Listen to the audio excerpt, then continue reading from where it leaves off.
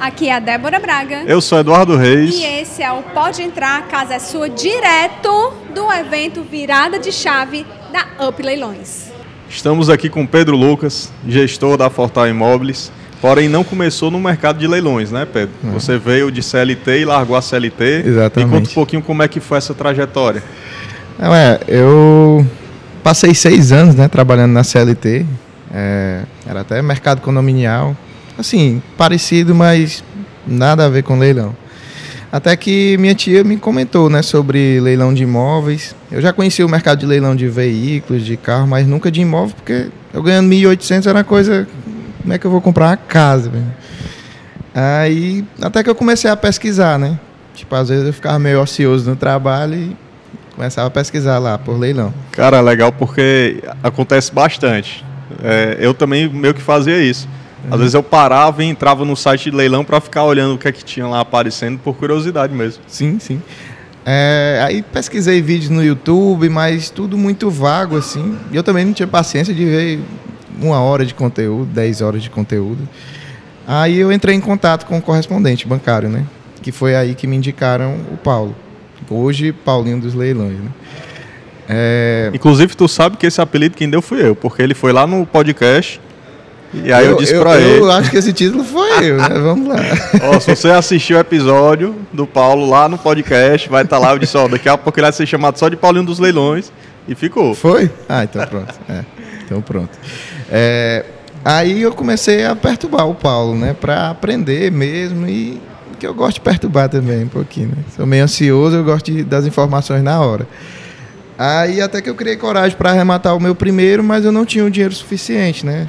Eu passei o cartão na maquininha para tirar o da entrada, da documentação, e assim foi. Consegui arrematar, queimei um pouco a largada, né? O Paulo disse, não entre em contato agora. Quase que eu tinha que ir para uma judicialização da desocupação, mas deu para desocupar amigável. E então, após isso, quando eu peguei o imóvel, eu tinha que reformar, né? Aí já tinha esgotado o dinheiro, né? Boa parte. Aí a gente mesmo, eu e minha família, a gente foi lá e fez a pintura do imóvel. Não ficou lá essas coisas, mas... Mas fez. Isso é que é legal, porque às vezes as pessoas pensam que precisa de um volume de dinheiro muito alto, de um absurdo de dinheiro. E não, às vezes você junta ali o que você tem ali na... Sim, dá uma raspada. Meu salário era 1.800, pô. E mesmo assim graças a Deus por ter liberado algum crédito, né? Acho que eu ganhei até subsídio na época. E o máximo que eu investi foi 12, 13 mil, entendeu? Que ainda pegou a parte de um cartão, né? Sim. Enfim, deu um jeito. Isso tirado no cartão, né? A gente ama uma parcela. Qual foi o valor que tu arrematou esse imóvel? Eu peguei ele de 94 mil, ainda teve certa disputa. Mas como era o primeiro, eu queria ele, né? Tipo, fiz uns cálculos lá, dava certo. E no primeiro eu era isento, né, de questão de imposto. Então, não que eu tivesse essa informação, mas melhorou, sabe? Aí, cerca de 3, 4 meses depois, eu consegui vender ele por 147, né? Deu um lucro de cerca de 30 mil. Quando voltou o dinheiro, que era o que eu tinha investido, mais o lucro, eu nunca tinha pego em tanto dinheiro, né? Tipo, porra, meu irmão. Aí é aqui que eu quero ficar. E fiquei lá perturbando o Paulo por um bom tempo. Até que ele te adotou. Tipo, passei lá um bom tempo, mas também como a minha família toda mora no interior, eu moro só aqui, eu tinha certo receio de largar tudo e a CLT me passava uma certa segurança, né? Apesar de ganhar bem pouco. Mas foi quase 1 ano para criar coragem de sair da CLT e trabalhar somente com leilão. Hoje eu trabalho só com leilão. A gente ter coragem de largar a CLT para quem já inicia a vida e não ter a casa dos CLT, pais, né, por exemplo. É muito difícil. Eu falo por mim, que eu fui CLT minha vida inteira, até que eu deixei a CLT para empreender no mercado imobiliário, né? E é muito difícil. Mas quando a gente começa, a gente vê os, né? Nunca mais quer voltar. Bônus. Não quero. Meu Deus do livro. Eu pretendo assinar carteiras, né? Exatamente. Prosperar na vida dos outros, né? E vem cá, tu financiou esse teu primeiro imóvel. O primeiro foi financiado. Com a renda de R$ 1.800. 1.800. Talvez tive subsídio, porque tem direito. Né? Tem um subsídio. E aí, vamos lá, de 94 eu paguei uns 4.700 de entrada, mais documentação, como era primeiro imóvel, Também foi barato. No máximo 13 mil de investimento. Então tu investiu 13, retornou 30. Tu Sim, ainda pagou algumas mais parcelas, que dobrei, sim. né, do financiamento. Teve o custo de material também. Vamos arredondar para 15, porque tu ainda pagou 3 ou 4 parcelas do financiamento. Sim. Então tu dobrou o teu investimento. Sim. Porque às vezes voltou as pessoas... o meu 15 e mais e dobrou o mais dobro 15. disso. Isso. Porque às vezes a pessoa pensa que, não, ele investiu 100, vendeu por 150, foi 50%. Não, meu amigo. Você saiu do seu bolso 15... cima do investido, né? Saiu do Exatamente. seu bolso 15 e voltou 30. Foi 100% de lucro Que é a em cima do alavancagem, investimento. né? Tem gente, esse imóvel aí de 170 mil à venda, eu vou ganhar só 25 mil, mas você está investindo só 30. Onde é que você vai ter isso, né? E isso sempre vendendo abaixo do valor de mercado. Compra barato e vende barato. Entendeu? E eu fiz a mentoria presencial lá, na Up Leilões, e eu pude ver pessoalmente. E teve um episódio muito engraçado, que estava o Pedro com um cliente dele. A gente estava ao vivo, fazendo o leilão ali. E aí o Pedro aqui, e o cliente, e o Pedro lá nervoso, o cliente, calma rapaz, parece até que é tu. Não é nem tu que vai pagar. E eu... O Pedro nervoso e o cliente acalmando o Pedro lá. É sempre a mesma emoção. Operar ali na hora do leilão é sempre a mesma emoção, mas eu sempre recomendo para o cliente colocar a empresa para operar, porque tem gente que às vezes quer ganhar o leilão e não lucrar, né? Fica naquela emoção, eu quero ganhar, e às vezes até passa da viabilidade. Né? Tem essa questão da disputa de quem é competitivo. Sim. Um dos receios que eu tenho, que eu pretendo fazer ganhar. minha primeira arrematação em breve, né? Sim. Como eu tinha falado, agora no primeiro semestre, Sim. é porque eu sou competitivo. Vai querer ganhar o leilão, né? Aí o cabo se lasca, né? Isso é um erro que até é meio que comum, sim, mas que faz acontece, a pessoa acabar perdendo. A gente passa ganha a minha viabilidade. dinheiro. Eu vou ganhar 25 mil, cara. Vou passar 15 aqui, mas ganhei o leilão, né? Só que você acaba que perde, né? Você perde o dinheiro ganhando. Sim. É interessante. Às vezes acontece até da gente saber depois que tinha... os caras são muito amigos e estão disputando entre si. Tipo, porra, 50 mil subiu. Se a gente tivesse combinado, a gente tinha subido tudo isso, entendeu? E aí vai a importância até da assessoria, sim, né? E da comunidade em si, né? Da comunidade dos leilões. Eu gosto muito disso, de fortalecer essa questão de comunidade, porque tem imóvel para todo mundo, né? Tipo, ano passado teve mais de 60 mil imóveis. Esse ano, a tendência é ser quase o dobro, né? É muito. É um ciclo, né, que a gente enxerga. Tem aquele boom imobiliário, muitos financiamentos, depois de um tempo o mercado desaquece, muita gente, infelizmente, deixa de pagar as parcelas, perde, então você vê aquela virada. Bem cíclico, né? Isso. Meu amigo, muito obrigado. Eu que agradeço. E a gente se encontra, a gente conversa por aí para falar mais sobre leilões. E vamos arrematar aí. Conte com a gente. Meu amigo Ítalo Colares, fizemos a mentoria juntos, né? Nos conhecemos lá. Meu amigo, eu quero que você conte um pouquinho da sua trajetória. Você vem de um mercado, se encantou pelo mercado de leilões, fez a mentoria que eu fiz e acabou ficando na casa, não é isso? Se encantou também pelo mercado de leilões. Então conta um pouquinho pra gente como é que foi isso, como é que foi essa virada de chave, né? Bom, o Paulo é meu vizinho. E aí a gente teve uma oportunidade, eu chamei ele pra gente tomar um café lá na minha casa. E eu fui conhecer um pouquinho do mercado de leilões, como é que funcionava. E eu fui fazendo as perguntas, principalmente aquelas perguntas que geralmente são mais desafiadoras, que é assim... E a questão da desocupação, quando a pessoa não quer sair? A principal preocupação, desocupação. Não, a gente gravou com o Paulo e a Valdiane lá no podcast, chegou lá na mentoria, é sempre a mesma primeira pergunta, como é que eu tiro esse povo lá de dentro? Isso. E aí, essa foi a primeira pergunta. Depois eu perguntei o que é que pode dar errado. Então, por exemplo, existe a possibilidade de cancelar? Quais são os prejuízos que eu posso ter? E todas essas perguntas ele foi respondendo com muita sinceridade. E o que eu mais fui percebendo é que algumas perguntas ele falava depende, porque depende da situação. Então eu entendi que o mercado ele não era fácil. Uma coisa é você ver a lucratividade, outra coisa é você fazer todo o estudo para a compra de um imóvel. E depois que eu fui estudar na mentoria, eu entendi que realmente tem muita coisa.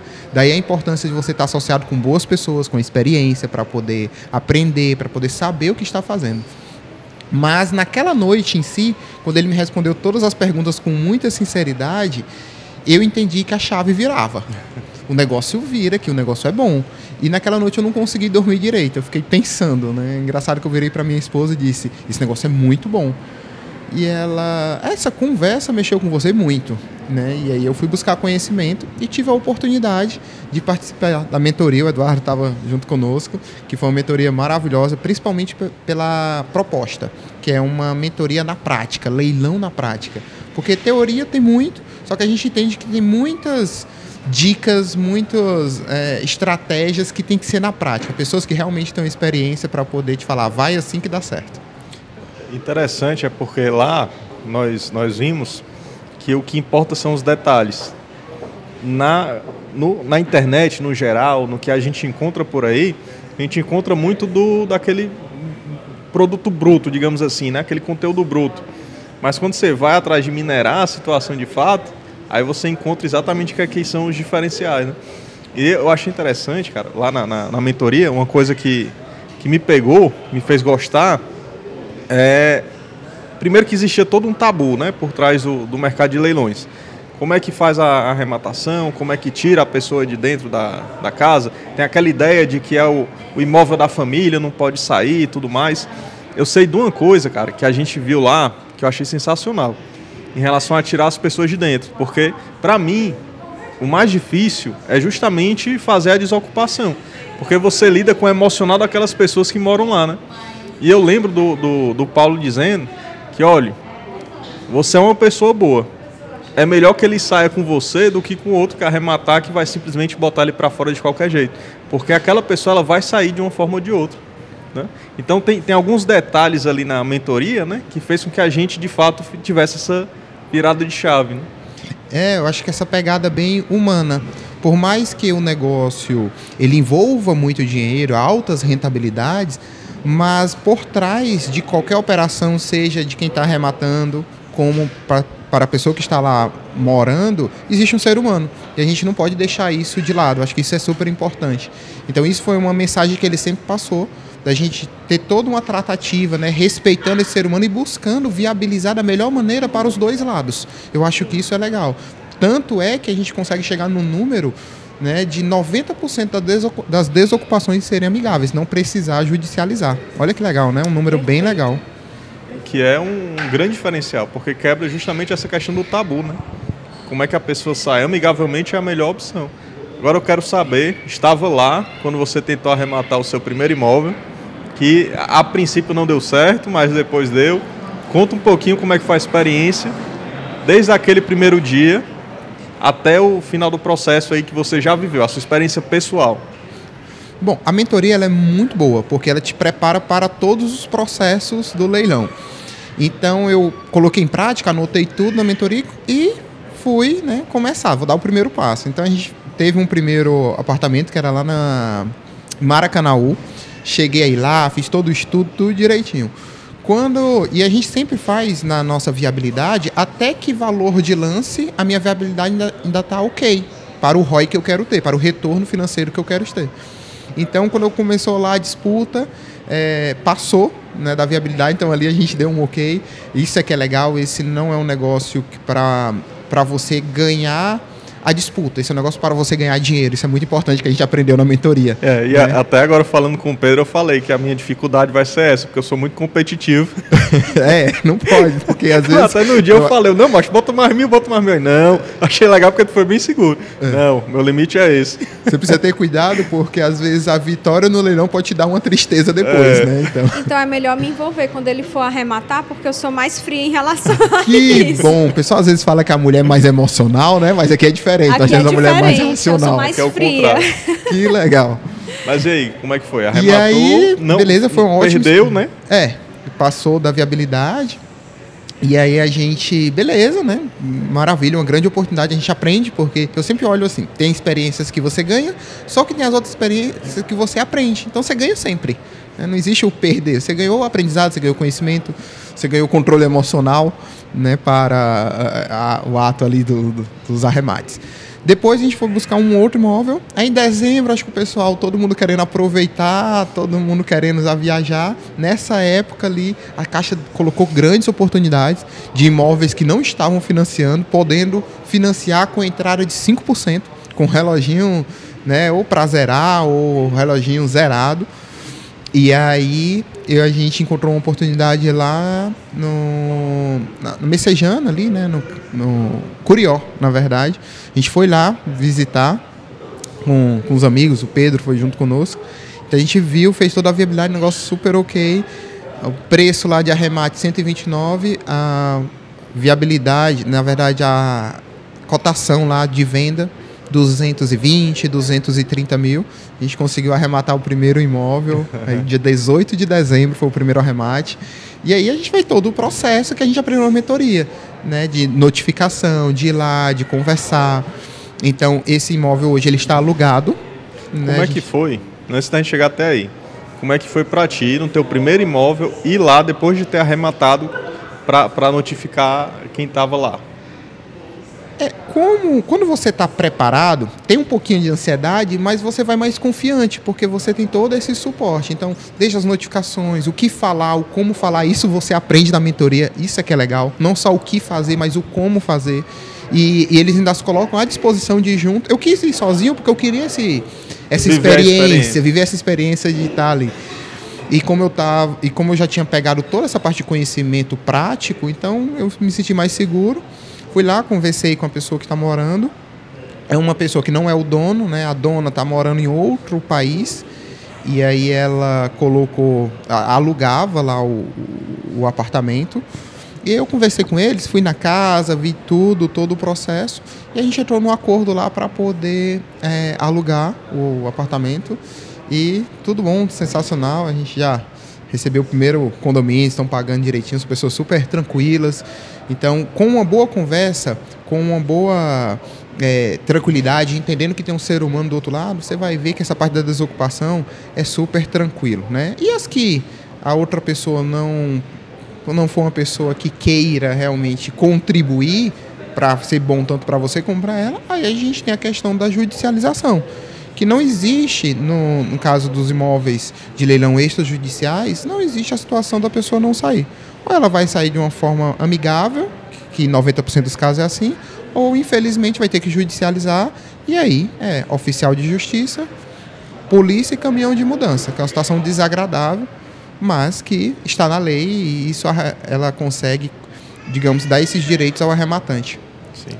Perfeito. E aí, continuando, você disse que esse imóvel está alugado, é isso? Isso. Pronto. Aí você arrematou, conseguiu a desocupação e em seguida já colocou para rentabilizar com aluguel, foi isso? Isso mesmo. Perfeito. Ele está alugado já desde quando? Você arrematou no dia 18? Os mesmos inquilinos continuaram? Continuaram. Eles queriam continuar lá. Eles queriam, inclusive, eles queriam até ter pegado esse imóvel de leilão. Eles tentaram fazer e fica a primeira dica. Quando a gente olha, o mercado, aparentemente, ele é simples. Aparentemente, ele é fácil, na verdade. Só que, na verdade, não é. Ele tem uma complexidade por trás. Daí o risco de você querer fazer sem ter um apoio de alguém que já seja especializado. Então, eles tentaram, não conseguiram, e para ele foi até uma surpresa quando eu cheguei lá e, né, junto com a documentação, dizendo que a gente tinha arrematado o imóvel. E pretende deixar ele alugado, vai criar patrimônio, pretende vender? A princípio a gente vai deixar ele alugado, pelo menos aí nesse ano de 2025. Mas quem sabe, às vezes surge uma oportunidade boa e... Até o inquilino pode comprar, né? O próprio Sim, inquilino pode comprar, né, também. Diz que gosta, então assim, super legal. Então é um mercado que quando ele é bem feito, quando ele é bem organizado e quando você sabe o que realmente está fazendo, é um mercado super seguro e um mercado que gera uma rentabilidade muito boa. Principalmente quando a gente compara com outros investimentos que a gente tem fora. E super seguro porque a gente tem um bem, né, que está na sua posse ali, você tem um bem para poder, seja vender, seja alugar. Com certeza. Meu amigo, muito obrigado por ter conversado aqui com a gente. E suas considerações finais aí, você agora que virou assessor também lá na Fortal, né? Quem quiser lhe contratar, como é que faz? Conte um pouquinho do seu lado profissional também. Bom, a gente vai colocar aqui embaixo o número da Fortal, onde você pode entrar em contato. A gente vai colocar o Instagram aqui também, que você pode combinar para ir tomar um café, conhecer lá o nosso escritório, que é aqui no Shopping Aldeota, tá bom? E se você tem vontade de ter uma boa rentabilidade, se você tem vontade de ter um ganho diferente, uma oportunidade diferente de ganhos nesse ano de 2025, pode ter certeza que o mercado de leilões é um mercado que ele está em franco crescimento, um mercado que está cheio de oportunidades para quem realmente quer crescer patrimônio, para quem realmente quer ter uma rentabilidade muito maior ou até morar, isso é que é legal. Imagina você conseguir comprar um imóvel com 30%, 40%, até 50% de desconto para você morar. Olha que sensacional. Então esse sonho da sua casa própria pode acontecer em 2025, ou você pode, por exemplo, imagina você dobrar seu patrimônio em 2025. Nos procura que a gente está com total disposição e com todas as informações para poder te ajudar. Show de bola. Obrigado, Ítalo. Obrigada. A gente conversou agora há pouco com o Ítalo, que fez uma arrematação amigável, uma desocupação amigável. Agora está na hora de falar do problema. A gente está aqui com o Jorge Matos, ele que é advogado, especialista em direito imobiliário, de leilões, né? Jorge, me fala um pouquinho da parte do problema, né? Porque existem muitos tabus no mercado de leilões em relação à desocupação, em relação à documentação, a parte legal da coisa toda, digamos assim, né? Uhum. Eduardo, primeiro, obrigado pelo convite. Débora também, prazer. Essa parte do leilão, da arrematação e principalmente a desocupação, ainda realmente tem vários tabus e muitos medos. Tanto é que as pessoas diversas vezes não entram no mercado de leilão justamente por esse receio. Mas se o imóvel estiver ocupado, vai ser um problema e tudo para tirar. E de fato é um problema controlado, porque é você também saber tomar as medidas e também ter o time para entrar com as medidas judiciais, a emissão na posse no caso. Algo que a gente tem quando vai entrar com a emissão é provar de fato a propriedade, que aí faz lá a pessoa que faz a arrematação, seja por uma venda direta ou um leilão que vai ter lá o financiamento, ela vai ter que provar ali que a propriedade já está no nome dela, ou seja, a matrícula está de fato no seu nome. Então, a partir disso, a gente já consegue entrar com a emissão da posse. E aí, um detalhe. Diversas vezes, a gente prefere fazer uma prévia notificação extrajudicial, propondo ali um acordo para a pessoa desocupar, porque isso, claro, vai ser bem mais rápido e vai, ali no final, dar tempo e celeridade para o cliente.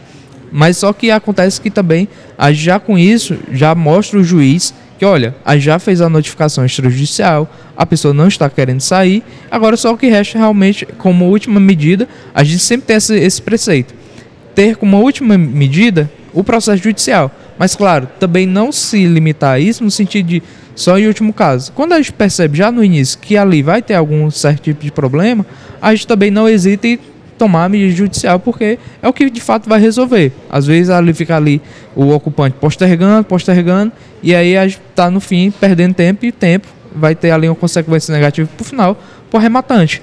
Então, quando acontece isso, a gente já de imediato entra com o processo, prova a propriedade, demonstra que notificou o ocupante, ele não saiu, e aí o juiz ele vai conceder a liminar diversas vezes.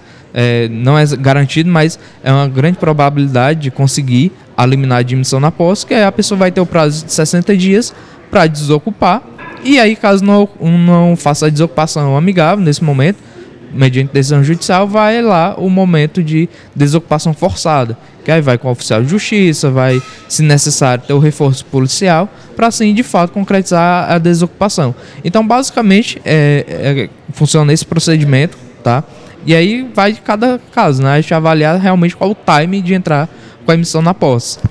Entendi. As custas processuais ficam, então, para o cliente. Aí já tem que também, quando é feito já a prévia análise do imóvel, já é incluído também esse valor de custas, porque para o cliente avaliar e entender se aquele imóvel vai fazer sentido.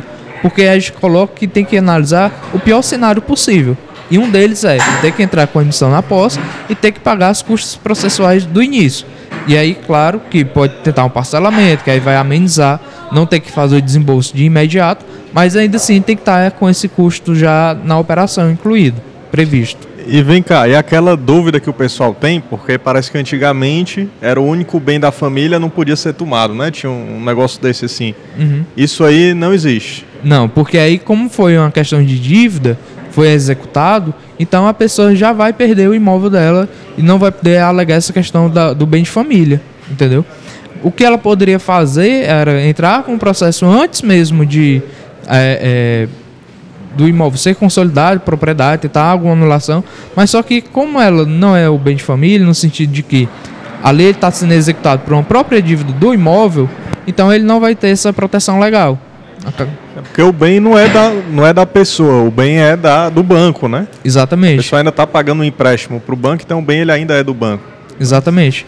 Que aí, como vai ser a alienação fiduciária, na maioria das vezes, a gente vai ter o desdobramento, digamos assim, da posse. O banco vai ficar com a posse indireta e quem está ocupando vai ficar com a posse direta, mas o bem é de fato enquanto está lá o financiamento, a dívida em aberto, aí vai ter a propriedade resolúvel. Eu estou entrando aqui um pouco mais juridiquês, mas é os termos técnicos, que acaba que é de forma singela dizer, o bem ainda é do banco quando você estiver lá com a dívida.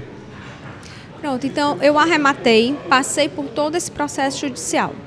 Como eu faço para regularizar quando finalmente o imóvel é desocupado?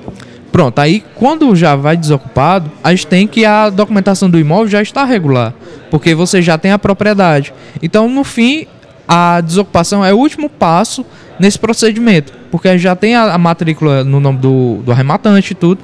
Então, a desocupação não vai ter, digamos, que fazer algum documento no sentido de levar para a matrícula. Vai ter lá o oficial de justiça, vai certificar que realizou a desocupação e vai constar no processo. E aí o arrematante já consegue ter a emissão na posse e colocar a venda, reformar, o que for necessário. Então, eu tenho a regularização antes mesmo da desocupação. Exato.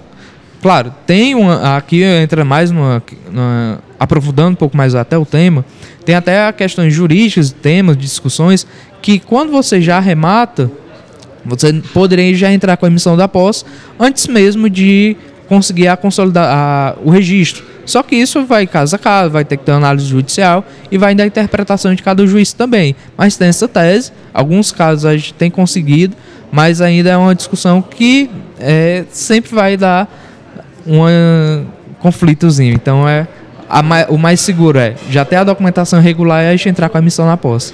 Jorge, rapidamente, qual a principal diferença que você enxerga entre os tipos de leilões judiciais e o extrajudicial? Bom, basicamente o leilão judicial a gente vai ter que analisar com mais cautela como que aconteceu esse procedimento e também o que está sendo leiloado. Porque diversas vezes pode ser que não esteja sendo leiloado a propriedade. A gente pode estar sendo leiloado um direito, um crédito.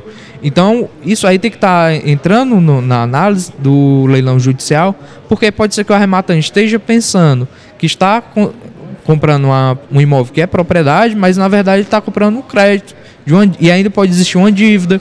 Então, isso acaba que tem que ter uma análise mais cuidadosa. Enquanto no leilão extrajudicial, acaba que a gente vai ter uma situação mais confortável nesse sentido, porque vai ter lá consolidação da propriedade pelo banco e a gente vai ter esse sentido também que tem um imóvel regular com matrícula. Muitas vezes também tem até a possibilidade de arrematar os direitos do promitente comprador do imóvel. Então a gente vai ter lá só aquele contrato de promessa de compra e venda.